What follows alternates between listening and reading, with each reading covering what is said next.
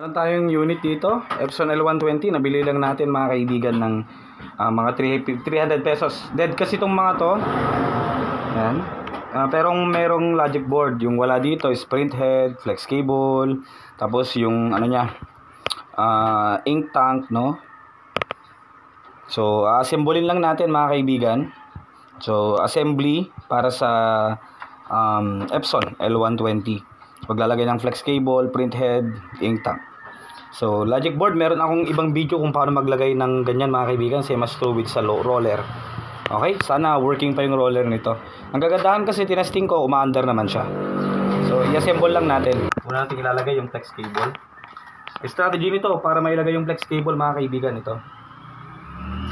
Sige, ganito naman yung style niya. Ayan. Itong pin haharap doon. So, dito ka lang sisilip. Kasi may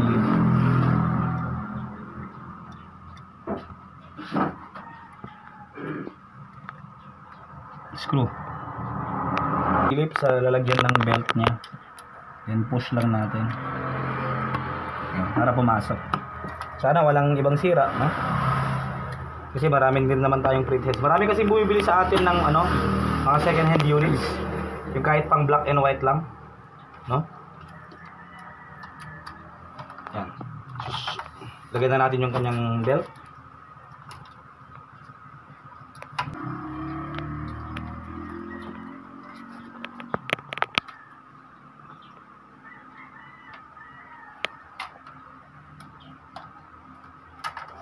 Marami naman tayong flex cable dito sa shop. Ayan, fit lang natin yung lock nya.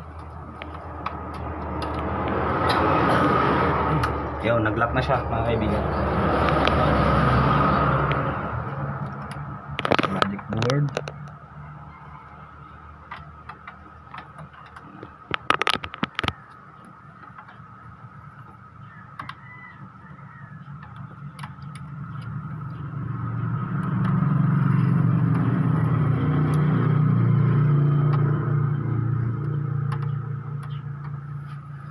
Yan, maglagay tayo ng printed. Ano to, pang black and white lang?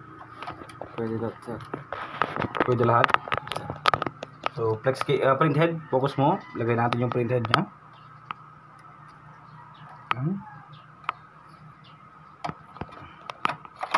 May iba akong video. Tingnan nyo na lang kung paano maglagay ng or magpalit ng logic board. So, ito naman yung importante. Lagay natin to.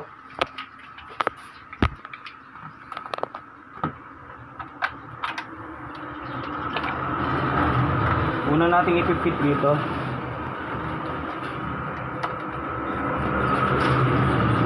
Yan. Tapos yung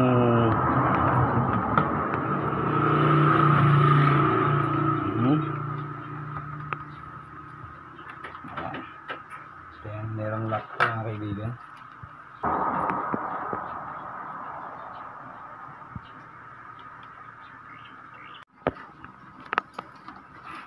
Ito kasi nabili lang natin ng bagsak presyo. Hindi lang bagsak presyo, presyong dead mga kaibigan. Yung iba may problema sa roller. Tapos pag nabuo natin to, binibenta natin to ng mga 2.5 ganun. Kapag ka good condition na. Kalimutan natin yung screw sa print head.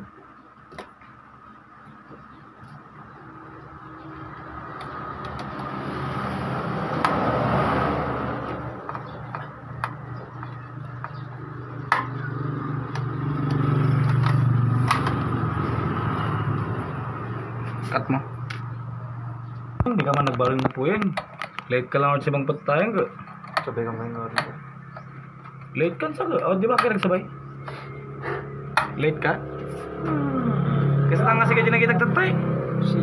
Parang naninibago ako sa Ted. Parang hindi na ikaw yung Ted na kilala ko. Ay, lahat lang. So, lagyan na natin. Uy, like cut mo. Nakakat? Okay. So, lagyan na natin. Uy, get started. Check car natin talo. Apay, kas di manin niya, head manin? Correct. Kita mo di status na. Status.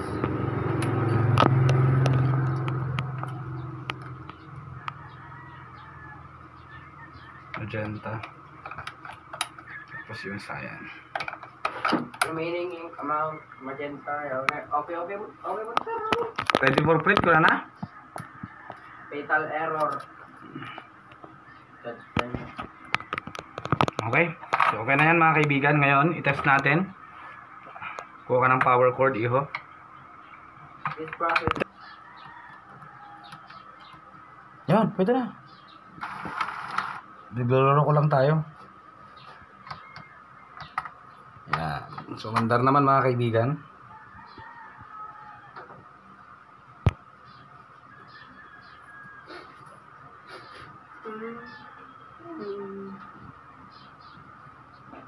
Hintayin natin na mag-stable siya. So, stable na mga kaibigan. Nag-reclean lang tayo. I-open natin ulit. Ayan, mag-test print tayo. Tignan natin kung walang problema sa roller. Given naman yung iba kasi nung binili natin, sabi nila hindi makakain ng papel or whatsoever. Swerte na natin dito. Ayan, mag-test print tayo.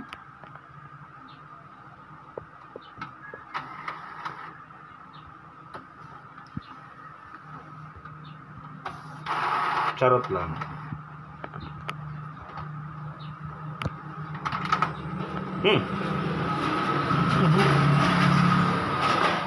Oops, roller. Mga kaibigan.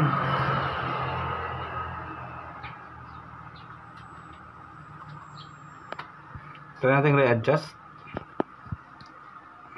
Oops, nag-stick.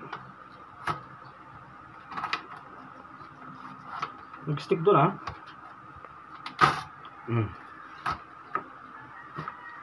Roller mga kaibigan.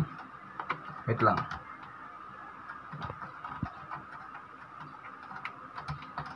Hindi na siya gumagalaw ng maayos Adjust lang natin para matest natin kung roller ba talaga.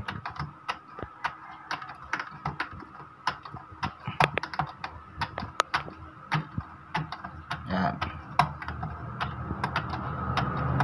Pakita mo yung na-adjust ko. Pababa. Sarap ay. Taras dalog mo yan. Wala, nahulog yung ano niya mga kaibigan.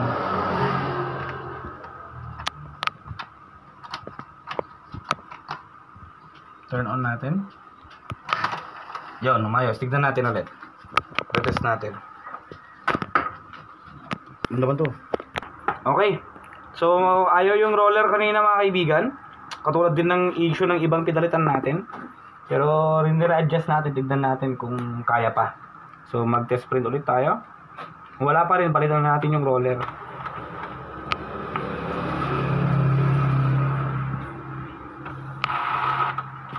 Yun, meron. Testing. Okay. So, okay pa mga kaibigan. Okay din yung printhead na meron tayo dito. Pero lang sa black. Black ang ayaw dito. Ayan. Ganyan yung output niya, walang black.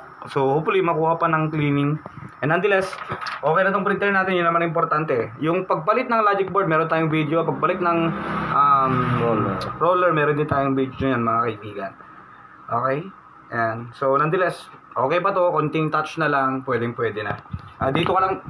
Dito lang kasi tayo mamamahalan dito sa may printhead, mga kaibigan. Pero, luckily, meron din tayong mga binibili na units na talagang sira na yung printer, parang hindi na natin pwedeng buhayin, especially sa mga newer model na mahal pa ang presyo, ang pyesa. So ito mura lang kasi, kaya pwede natin i-assemble, gastusan natin ng kahit mga 500 or mga 400 pesos, then ibenta natin ng 2.5, at least kikita tayo dyan ng almost 2,000 pesos. So, okay na. Epson L120 assembly, nabili natin to ng 300 pesos. Dead. At, in-assemble lang natin. And, okay na.